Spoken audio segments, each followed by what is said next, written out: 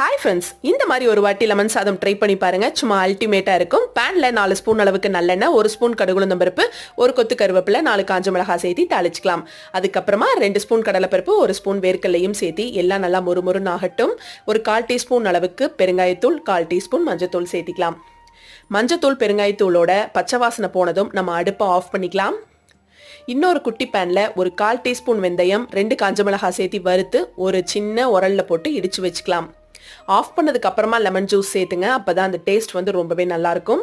நம்ம அந்த அடுப்புல ஆன்ல இருக்கும் போதே லெமன் ஜூஸ் சேர்த்தாதீங்க.